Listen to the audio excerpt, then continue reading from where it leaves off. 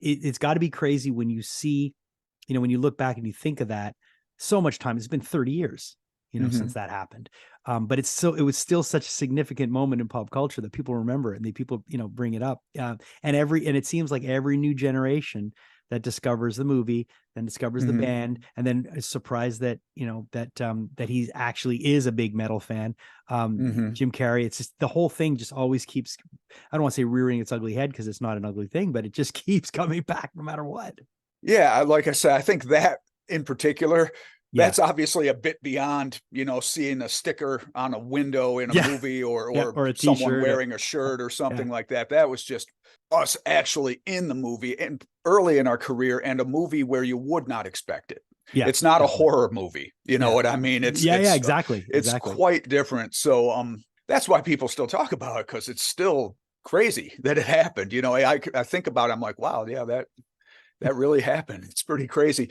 And I still meet people that it's their first exposure to death metal was seeing us in that movie. Of course. Like every tour we do, pretty much, I'd say just about every tour, I'll meet a fan after a show who will mention that was how they learned about us or death metal, period. Right. Was just seeing it there.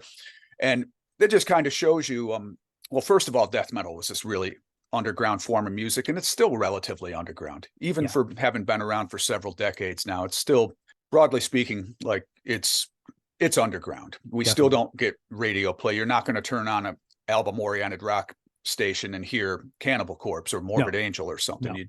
I don't think that's ever going to happen.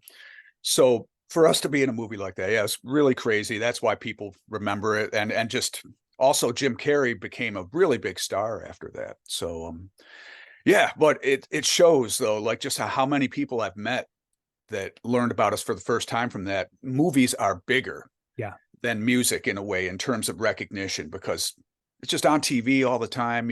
A famous movie star is much more recognizable than even some of the most famous musicians. Yeah, I would say, on average, 100%. So it was great. A great opportunity. And it's just pure luck, really, that Jim Carrey, I think he was instrumental in getting us into that. And you can't count on those kind of things happening, but you're happy when they do.